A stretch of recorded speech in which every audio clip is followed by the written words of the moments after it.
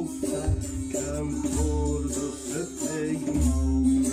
کم خورد و سپیمانه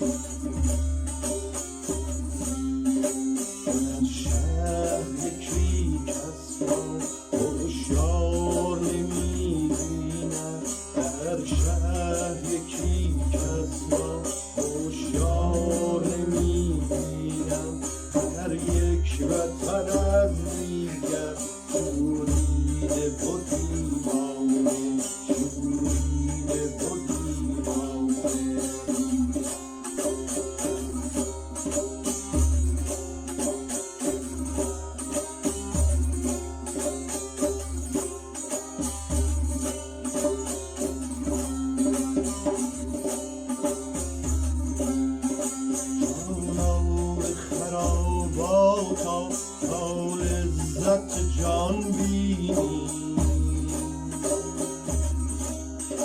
جانور خراباتا تا لذت جان بینی جان را چه خوشی باشد بی صحبت جانانه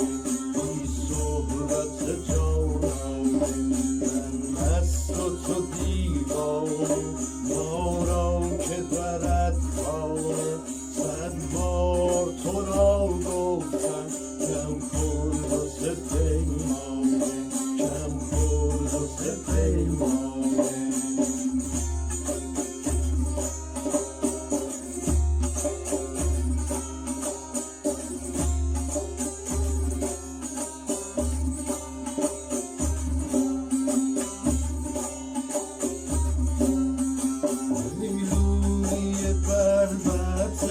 تو مستری آمد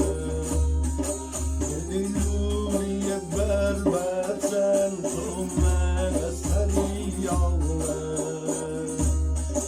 ای پیش چو تو مستی ای پیش چو تو مستی افسون من افسانه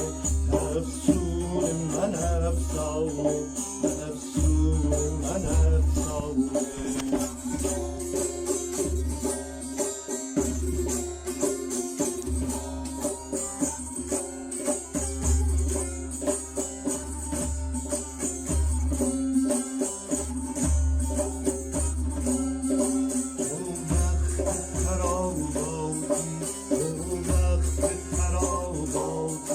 دخلت می و خرجت می دخلت می و خرجت می این وقت به هوشیاران مستار یکی دانه